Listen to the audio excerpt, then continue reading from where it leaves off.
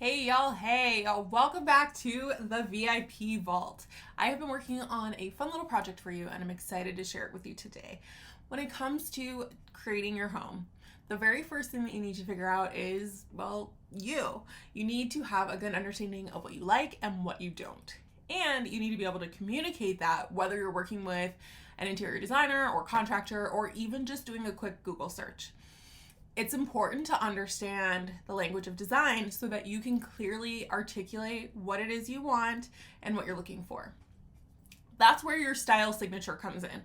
Your style signature is the unique combination of elements that come together to reflect who you are and how you want to live your life. It's not based on trends or what you should do. It's all the things that make you feel great in your space, and it's 100% you.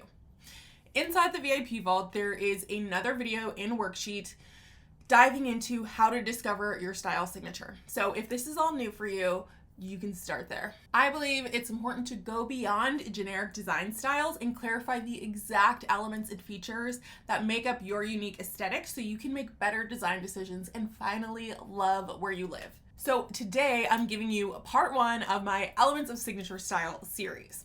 Over the next few weeks, we're going to dive into some of the most common interior design styles and the specific elements and features of them so that you can start creating your own style lexicon. This is going to help you create a better, clearer style statement, a quick little one-liner describing your aesthetic that you can use to communicate with anyone from designers or contractors to skeptical spouses. Before we even do that, let's get on the same page about what we're talking about when we talk about style. The words style and aesthetic are often used interchangeably. I believe that style and aesthetic are actually not the same thing, but they are connected. Style is the beginning of your aesthetic, but it's not the whole story. I look at style as a history of trends, both old and new. We have things like traditional, old, or mid-century modern, new-ish, or Japandi style, new. At their core, the design styles that we look to are a defined set of elements that, when put together, create a general look.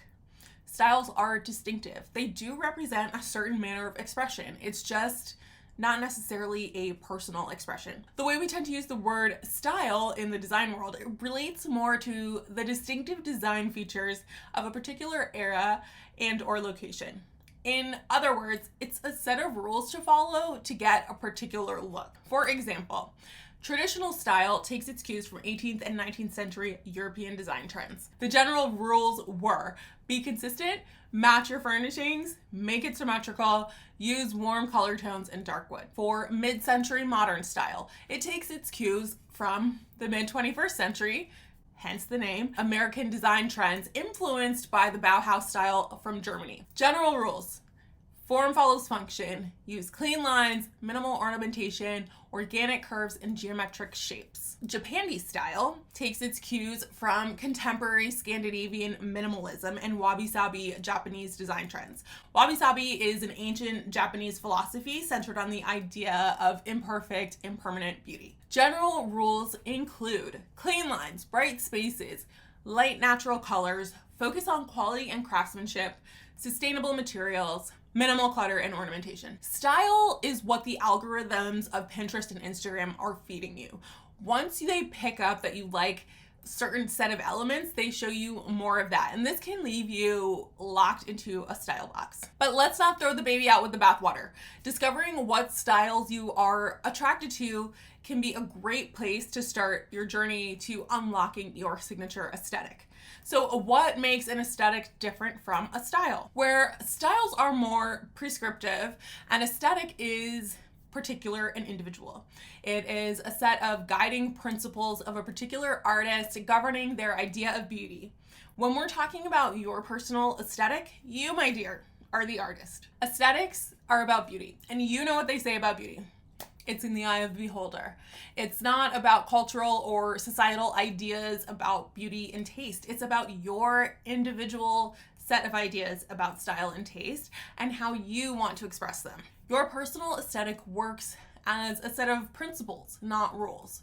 Rules are external and imposed from the outside, whereas principles are internal and based on what you believe is true and right. So to me, your aesthetic is how you combine styles, how you take elements from styles that intrigue you and mix and match them to create something that you find beautiful. But it's also something more than that. It's your lifestyle, what's important to you, what you value, your hobbies, all the things that govern how you create your life, as well as the visual and physical representation of it. I had a client that had been told she needed to pick one design style and stick to it. And I'm sure whoever told her that thought they were helping her focus so she could have a cohesive style. When she came to me, she told me that I was the only one that seemed to understand what she likes. I reassured her that I could see her vision, I could see the fresh, colorful home she really wanted to create, even though what she had created and was currently living with was a subdued gray interior, because that's what she thought she was supposed to do. I assured her that there's no reason to pick one design style and that the only style she has to adhere to is her own. Here's an excerpt from her one-on-one consultation notes clarifying her style and aesthetic. Her style shows the trends from different eras and places that she is attracted to. Her aesthetic details the particular combination of elements that combine to create her idea of beauty. While considering design styles you like can be a great place to start, I want to encourage you to go a step further into developing a signature aesthetic. I know that's easier said than done, so this series is meant to help you do just that. Next week, we'll cover the 4 things you can do to move from a generic style to a signature aesthetic. And after that, we'll start breaking down the elements and features of common interior design styles. If you have questions, comments, tales of home decorating woe to share, I'd love to hear from you. So leave a comment below and hit the like button before you leave. I'll see you next week.